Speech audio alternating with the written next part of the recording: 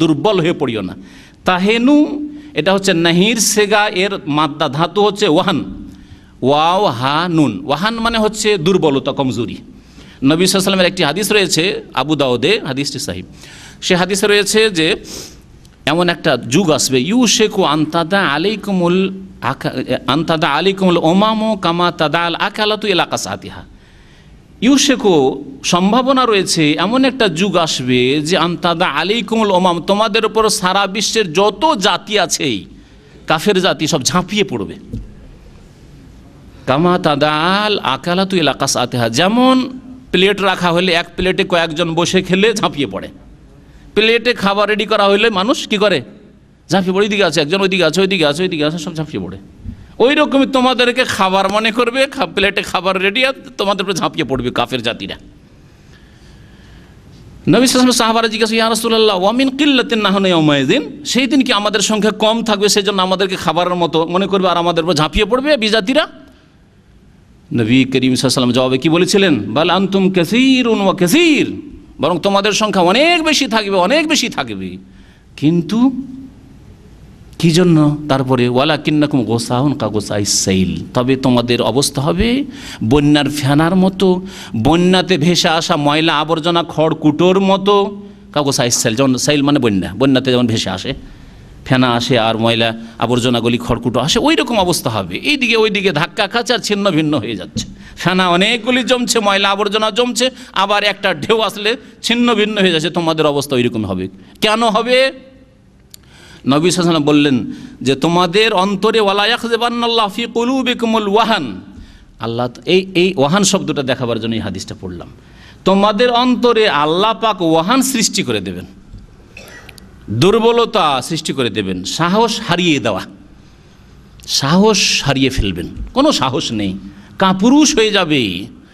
তোমাদের অন্তরে আল্লাহ পাক দুর্বলতা সৃষ্টি করে দেবেন। ওয়াহানের অর্থ বা তাফসির, ব্যাখ্যা সাহাবীরা বুঝতে পারলেন না, জিজ্ঞাসা করলেন ওয়ামাল ওয়াহান ইয়া রাসূলুল্লাহ, ওয়াহান মানে কি?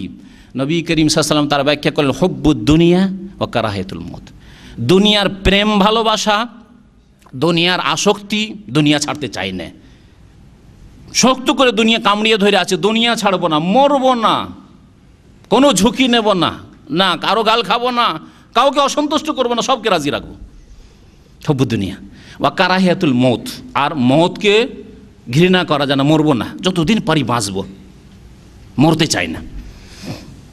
যেখানে মউতের ঝুঁকি আছে, যেখানে জানের আশঙ্কা আছে, সেখানে নেই আমি, সেখানে নেই। যেখানে কেউ অসন্তুষ্ট হবে ওই রকম জায়গায় নেই, যদিও হক কথা না, হক কথা আপনাকে বলছি না যে বাতিল কথা বলেন, অন্যায় কাজ করেন, কারোর উপর জুলুম করেন, আপনি মউতের ঝুঁকি নেন আর জানকে আপনি বিপদে ফেলেন, এই কথা ইসলাম বলছে না। কিন্তু আপনি হক পথে চলতে গিয়ে যদি মউতের ঝুঁকি আসে, তার মউতকে ঘৃণা করতে হবে না। হক পথে চলতে গিয়ে যদি দুনিয়া নষ্ট হয়, তাতে কোনো রকমের দ্বিধা করতে হবে না। এই রকম দুনিয়ার প্রেম ভালোবাসায় মেতে গেলে হবে না। এটা হচ্ছে ওয়াহান। আল্লাহ পাক বলছেন ফালা তাহিনু, তোমরা দুর্বল হয়ে পড়িও না, সাহস হারিয়ে ফেলিও না। ওয়াতাদু ইলা সালম, মানুষ যখন দুর্বল হয়ে পড়ে, সাহস হারিয়ে ফেলে, তখন সবার সাথে সমঝোতা করতে চায়, তাই না? সমঝোতা করতে চাই না, মিলেমিশে চলি, কাউকে নারাজ করবো না। যে কবরে সেজদা করছে ওকেও বলি না ঠিক ঠিক, তুমি ঠিক করছো, মিলাদ করেছে না তুমিও ঠিক করেছো, অসুবিধা নেই, ওইটাও ঠিক ওটাও ঠিক। হ্যাঁ, যে দাঁড়িয়ে ক্যাম করছে ওটাও ঠিক, বসে ক্যাম করছে ওটাও ঠিক, হ্যাঁ সব ঠিক, সব ঠিক। এই যে সব ঠিকের একটা তরিকা আছে আমাদের দেশে, আছে না? এখানেও হাত বাঁধা ঠিক, এখানেও ঠিক, হাত ছাড়াও ঠিক, শুনেছেন না? শোনেন নি? এই তরিকা, এটা হচ্ছে হিম্মত হারিয়ে দেওয়ার জন্য, সাহস হারার লোক। আল্লাহ বলছেন যে দেখো ফালা তাহিনু, দুর্বল হয়ে পড়িও না, ওয়াতাদু ইলা সালম, আর সন্ধির জন্য কাফেরদেরকে আহ্বান করিও না। যেখানে সেখানে সব সময় যদি সন্ধির জন্য আহ্বান করেন, এটা দুর্বলতার পরিচয়, তাই না? সব সময় সন্ধি করতে হয় না। এই জন্য ইসলামী শিক্ষা দেওয়া হয়েছে, যখন দেখবে যে আমি এদেরকে পরাস্ত করতে পারবো বা আমরা পরাস্ত করতে পারবো, তখন সন্ধির কথা নেই। ঠিক আছে, তোমরা কি চাও, চাও, যেটা চাও সেটাই আছে। আমরা সন্ধির জন্য হাত বাড়াবো না, কারণ আমরা দেখছি যে তোমাদেরকে পরাস্ত করতে পারবো। কিন্তু যখন, এটাও শরীয়তে বিধান রয়েছে যে প্রয়োজনে সন্ধি করাই হচ্ছে উত্তম। যখন দেখব যে আমরা নিজেরাই দুর্বল, আসলেই দুর্বল, তখন সন্ধির জন্য তারা যদি হাত বাড়ায়, আমরা হাত বাড়াবো। নবী করিম সাল্লাল্লাহু আলাইহি ওয়াসাল্লামের হুদাইবিয়ার সন্ধি এই প্রেক্ষাপটে হয়েছে। তখন মুসলিমরা অনেকটাই দুর্বল ৬ষ্ঠ হিজরিতে, আর কাফেররা একবারে শক্ত হয়ে গেল, সেখানে যদি গায়ের জোরে এখন যাবই মক্কা ঢুকবো আর এবছরই উমরা করব, আগামী বছর ওটা মানি না, তোমাদের কথা মানি না, যাবো, তাহলে সেখানে যুদ্ধ শুরু হতো আর বড়ই ইসলামের ক্ষয়ক্ষতি হইতো। 10 বছরের জন্য চুক্তি হয়ে গেল, যাতে বড়ই ফায়দা হইল ইসলামকে, তাই না? কিন্তু মক্কা বিজয়ের সময় কিন্তু নবী সাল্লাল্লাহু আলাইহি ওয়াসাল্লাম বললেন যে না, এখন সন্ধি যাক, যা হয়েছে এখন তো তোমার মেনে নিয়েছে, সন্ধি করে নিয়ে তোমরা তোমাদের ধর্ম পালন করতে থাকো, আর কাবা শরীফের চারিদিকে তোমাদের 360টা মূর্তি আছে সেটাও থাক, আর আমরাও স্বাধীনভাবে জামাত করে নামাজ পড়ি, আর তাইফের যুদ্ধে যাব না, হুনাইনের যুদ্ধেও আর যাব না। করেছেন এটা? করেননি। তার সব সময় সন্ধি করা নয়, আর সব সময় যুদ্ধের অবস্থায় তৈরি করব, এটাও ইসলাম চাই না। যদি ওয়াইন জানাহুল ইসলামে ফাজনাহ লাহা, সূরা আনফালে অথবা তওবাতে আয়াত রয়েছে, আল্লাহ পাক ইরশাদ করছেন ওয়াইন জানাহুল ইসলামে ফাজনাহ লাহা, তারা যদি ঝুঁকে আসে, লিসালমে মানে এই যে সালম শব্দটি এখানে এসেছে, হ্যাঁ, সন্ধির জন্য তারা ঝুঁকে আসে, হাত বাড়িয়েছে, তারা প্রস্তাব পেশ করছে যে আমরা সন্ধি করতে চাই, ফাজনাহ লাহা, তাহলে হে নবী তুমিও সন্ধির জন্য হাত বাড়িয়ে দাও, অসুবিধা নাই। কিন্তু তারা সন্ধি করতে চায় না, আর আপনি গায়ে পড়ে তাদের পিছনে মালিশ করে, তেল মালিশ করে সন্ধি করতে চান, কোনোদিন সমস্যার সমাধান হবে না। বর্তমান যুগে ফিলিস্তিনি সমস্যা, ইহুদিদের সাথে মুসলিমরা শুধু সন্ধি সন্ধি সন্ধি সন্ধি ছাড়ার কিছু নেই, আর ওরা সন্ধি চায় না, এই সমস্যার সমাধান কোনোদিন এভাবে হবে না। এখানে জিহাদ ফি সাবিলিল্লাহর জন্য প্রস্তুতির প্রয়োজন রয়েছে। আল্লাহ রাস্তায় ইহুদিদের বিরুদ্ধে জিহাদ ছাড়ার কোনো রাস্তা নেই। যে ভবিষ্যৎবাণী নবী করিম সাল্লাল্লাহু আলাইহি ওয়াসাল্লাম বলেছেন যে কিয়ামতের কাছাকাছি সাতুকাতিলুনাল ইহুদ, ইহুদিদের বিরুদ্ধে তোমাদের জিহাদ হবে, আর ইহুদি যেখানে সেখানে লুকাবার চেষ্টা করবে, পাথরের আড়ে লুকাবে, গাছের আড়ে লুকাবে, তখন গাছ বলবে, পাথর বলবে যে তাল ইয়া আব্দুল্লাহ ইয়া মুসলিম, হে মুসলিম আসো, আব্দুল্লাহ আসো, হাজা ইহুদি ওয়ারাই ফাকতুলহু, এই ইহুদি আমার পিছনে লুকিয়ে আছে, মারো একে। ইল্লাল গারকাদ, নবী সাল্লাল্লাহু বলছে যে গারকাদ একটা কাঁটাযুক্ত গাছ আছে, এ বলবে না, চুপ থাকবে। এই জন্য গারকাদ গাছ খুব ইহুদিরা লাগাচ্ছে ইসরায়েলে, গারকাদ গাছের আড়ে লুকাবে, তারাও প্রস্তুতি নিচ্ছে লুকাবার জন্য, আমাদেরকে প্রস্তুতি নিতে হবে, যেটা নবী সাল্লাল্লাহু আলাইহি ওয়াসাল্লাম বলেছেন। জি হ্যাঁ, তাহলে এখানে আমরা শুধু টেবিলে বসে এই টেবিল হচ্ছে, এই মিটিং হচ্ছে, এই সন্ধি হচ্ছে, বড়োদেরকে ধরা হলো, না এই যে জুলম অত্যাচার হচ্ছে এটা ওরা থামাবে, এই করে কোনদিন কাজ হবে না। যে অবস্থা বর্তমান, তাতে কোনোদিন সমস্যার সমাধান হবে না। আল্লাহ পাক ইরশাদ করছেন ওয়া আনতুমুল আলাউন, তোমরা তো উপরে, তোমরাই তো প্রবল। আলার বহু বচন হচ্ছে আলাউন, আলা মানে হচ্ছে উপরে, সাব্বিহিসমা রাব্বিকাল আলা, যিনি সর্বোচ্চ, তোমরাই উপরে, তোমরাই শ্রেষ্ঠত্ব পাবে। ওয়া আনতুমুল আলাউনা ইন কুনতুম মুমিনিন, তোমরাই নেতৃত্ব দেবে, ওপরে থাকবে, তোমরাই শক্তিশালী থাকবে, বিজয়ী হবে। ইন কুনতুম মুমিনিন, শর্ত হচ্ছে যদি মুমিন হও সত্যিকার অর্থে।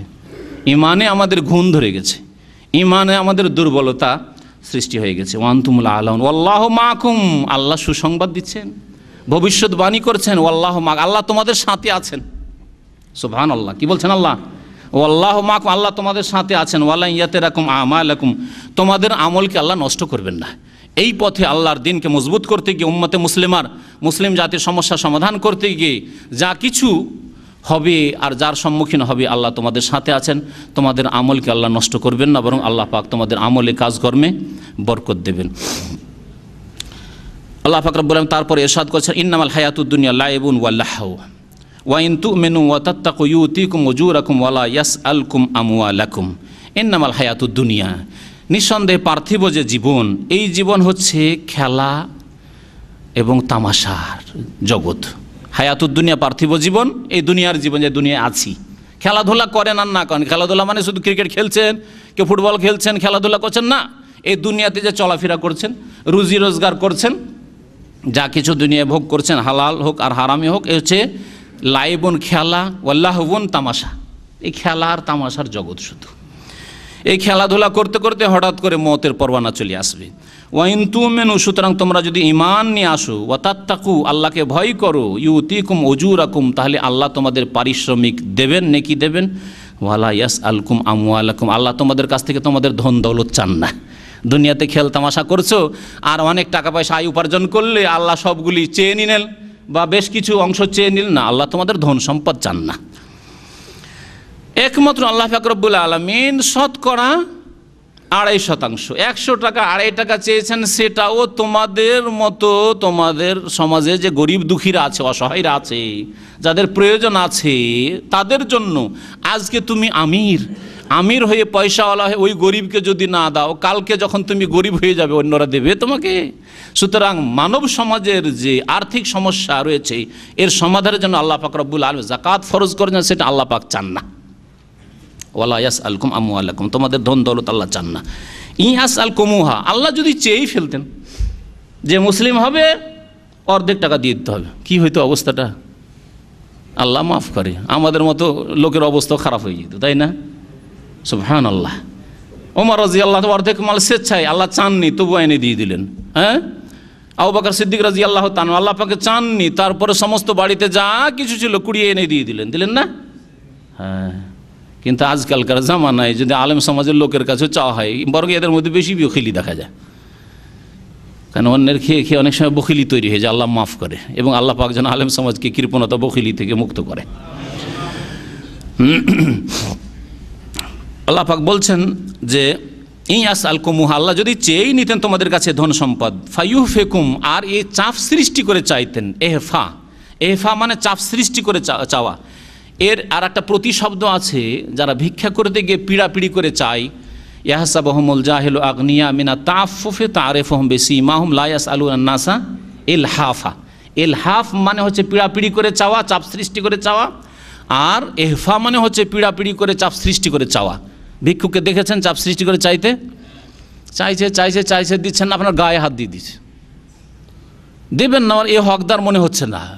বেঈমানেরা এরা এভাবেই খায়, এটা ব্যবসা, শুধু আপনি দিতে চান না হয়তো, সেই ক্ষেত্রে আপনার গায়ে হাত দিয়ে দেবে, আপনার পকেটে কাপড় ধরে নিচ্ছে।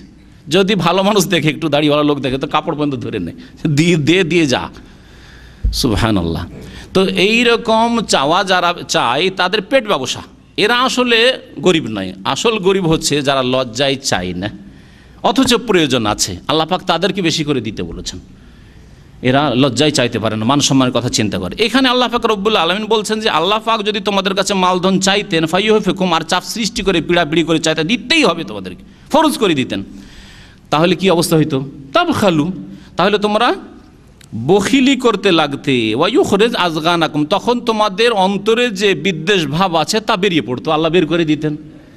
যে আল্লাহকে ভালোবাসো না, আল্লাহর দিনকে ভালোবাসো না, আল্লাহর দিনের জন্য আল্লাহ 50-50 চেয়েছেন। 100 টাকা 50 টাকা, 1 লাখ টাকার মালিক 50,000 দিতে হবে, 10 লাখ টাকার মালিক সুবহানাল্লাহ 5 লাখ দিয়ে দেবো রে, না এত টাকা দিতে পারবো না। ফায়ুহফিকুম তাবখালু, যখন বখিল কৃপণ হয়ে যেতে। ওয়ায়ুখরিজ আযগানাকুম, তোমাদের অন্তরে যে বিদ্বেষ ভাব আছে তা প্রকাশ পেয়ে যেত, আল্লাহ বের করে ফেলতেন। আল্লাহ পাক তারপর ইরশাদ করেছেন শেষ আয়াতে, হা আনতুম হা উলাই, তোমরা তো এই লোকেরাই না।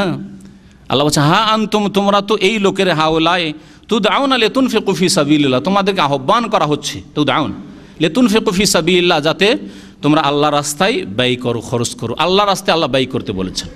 আল্লাহ রাস্তায় ব্যয় করা হচ্ছে কয় রকম, কেউ বলতে পারেন? হ্যাঁ, তাড়াতাড়ি আয়াত শেষ করতে হবে। আল্লাহ রাস্তায় ব্যয় করা হচ্ছে, এক হচ্ছে জাকাত, বললাম তো একটু আগে, এটা হচ্ছে আল্লাহ রাস্তা ব্যয় করা। দ্বিতীয় আল্লাহ ফরজ যেটা ব্যয় করা, আর সুন্নত মুস্তাহাব ব্যয় করা তো আলাদা আছেই।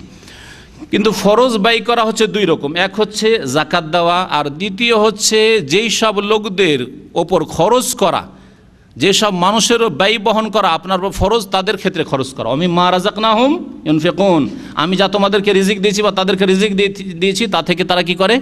খরচ করে। জাকাত যেমন দিতে হবে, তেমন আপনার বাবা মা যদি বৃদ্ধ থাকে, তাদের টাকা পয়সা চলার মতন খরচ করা ফরজ।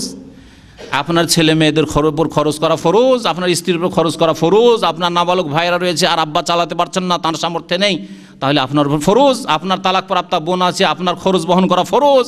আপনার বিধবা বোন আছে, খরচ করা ফরজ, ইত্যাদি। এইভাবে এগুলো হচ্ছে ফরজ ব্যয় বহন। আল্লাহ বলছেন যে তোমরা তো সেই লোকেরা যাদেরকে আহ্বান করা হচ্ছে লিতুনফিকু ফি সাবিলিল্লাহ, যাতে করে আল্লাহ রাস্তায় খরচ করো। আল্লাহ রাস্তায় খরচ করা মানে জাকাত দেবে, এবং যেই খরচ খরচার দায়িত্ব তোমাদের ওপর ন্যস্ত হয়েছে সেগুলি খরচ করবে। আর এর অতিরিক্ত মসজিদ বানানো, মাদ্রাসা বানানো অতিরিক্ত, আর সেটা সুন্নত নফল কাজ। তবে আপনার গ্রামে মোটে মসজিদ নেই, আর আপনার দান ছাড়া মসজিদ হবে না, সেখানে আপনার উপর ফরজ। যতটা টাকা দিলে একটা মসজিদ তৈরি হয়ে যাবে, আর আপনারা নামাজ পড়তে পারবেন, জামাত করবে, এতটা ফরজ। আর তারপরে অতিরিক্ত অন্য কোনো গ্রামে অন্য কোনো দেশে মসজিদ হবে, আর কেউ চাইছে চাঁদা, সেটা আপনার সুন্নত নফল কাজ, দেন ভালো কাজ, আল্লাহ পাক তাতে অনেক নেকি রেখেছেন। তো ফরজ খরচগুলি কমপক্ষে আমাদের জানতে হবে, এবং সেই ক্ষেত্রে যদি বখিল হয় তাহলে জবাব দিতে হবে আল্লাহ পাকের কাছে। আল্লাহ পাক বলছে, তোমাদের মধ্যে ফামিন কুম্মাই ইয়াবখাল, তোমাদের মধ্যে কেউ কেউ আছে কৃপণতা করে, অমাই ইয়াবখাল ফাইন্নামা ইয়াবখাল আন নাফসি, যেই ব্যক্তি কৃপণতা করে সে নিজের ক্ষেত্রেই কৃপণতা করে। এই কৃপণতা করে অন্যের ক্ষতি করলো না, কার ক্ষতি করলো? নিজের ক্ষতি করলো। আপনি কৃপণতা না করে যদি জাকাত ঠিকভাবে দিতেন, আপনি যদি ফরজ বহন করতেন, বাপ মার খরচ চালাইতেন, আপনার বিধবা তালাকপ্রাপ্ত বোনের খরচ চালাইতেন, ইয়াতিম ভাগিনা ভাতিজা রয়েছে তাদের খরচ চালাতেন, এটাই আখিরাতের সম্বল হইতো। কাল কিয়ামতে আপনি এর দ্বারা আপনি নাজাত পেতেন আল্লাহর আযাব জাহান্নাম থেকে, আর জান্নাত হাসিল করতে পারতেন। তাহলে নিজেরই ক্ষতি করলেন আপনি। সেই জন্য আল্লাহ বলছেন, যে ব্যক্তি কৃপণতা করলো ফাইন্নামা ইয়াবখালু আন নাফসি, সে নিজের প্রাণের ক্ষেত্রে, নিজের জানের ক্ষেত্রেই কৃপণতা করলো, নিজের জানের ওপরই কৃপণতা করলো। ওয়াল্লাহুল গনি, আল্লাহ অভাব মুক্ত, আল্লাহ চান না ধন সম্পদ, আল্লাহর কোনো প্রয়োজন নেই, আল্লাহ গনি। ও আনতুমুল ফুকারা, আর তোমরা সকলেই অভাব যুক্ত, তোমরা দরিদ্র অভাবী। আনতুমুল ফুকারা ওয়াইন তাতাওয়াল্লাউ, তোমরা যদি ফিরে যাও আল্লাহর দিন থেকে, আল্লাহর দিনের কিছু বিধান থেকে, আল্লাহর ফরজ থেকে, ওয়াজিব থেকে, হারাম নাজায়েজ মেনে চলা থেকে যদি ফিরে যাও, যে মানি না বা চলি না, গাফিলতি করো, ইয়াস্তাবদিল কওমান গায়রাকুম, তোমাদের ছাড়া অন্য একটি জাতিকে আল্লাহ নিয়ে আসবেন। এই আয়াতের অংশটুকু ভালো করে বুঝেন, এ দিয়ে শেষ হচ্ছে এই সূরা। তোমরা যদি ইসলাম থেকে ফিরে যাও, ইসলামের খেদমত না করো, দিনের দাওয়াতের কাজ করলেন না, দিনকে প্রচার করলেন না, তাহলে ইয়াস্তাবদিল কওমান গায়রাকুম, আল্লাহ অন্য জাতিকে নিয়ে আসবেন বলছেন। তোমাদের দরকার নেই আর, আল্লাহ অন্য জাতিকে নিয়ে আসবেন।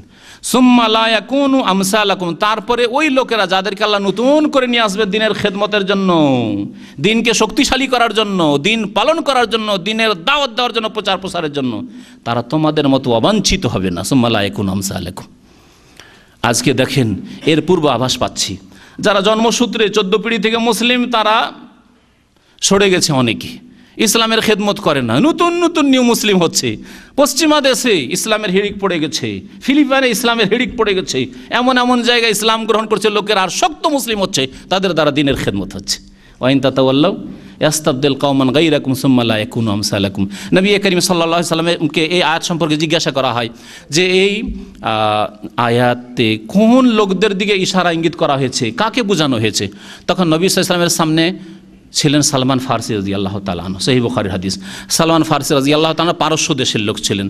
তার দিকে ইশারা করে বললেন যে লাউ কানা দ্বীনু বিসসুরাইয়া, দিন ইসলাম যদি ধ্রুব তারাতেও থাকে, তাহলে সেখান থেকে লা না লাহু রিজালুম মিন হাউলাই, তাহলে এই পারস্য দেশের বা এই সালমান ফারসির এলাকার ওই সব অঞ্চলের কিছু লোক ওই দিনকে সেখান থেকে হাসিল করে নিয়ে আসবে। এই হাদিসের ব্যাখ্যাকে খেয়াল খুশি ব্যাখ্যা করেছে। এক শ্রেণীর লোকেরা বলছে, যারা গোঁড়া মযহাবের অনুসারী, বলছে এতে থেকে ইমাম আবু হানিফাকে বোঝানো হয়েছে। মাশাআল্লাহ, একজনের সাথে কেন খাস করলেন? আল্লাহ বলছেন কওমান গায়রাকুম, তোমাদের ছাড়া অন্য জাতিকে নিয়ে আসবেন।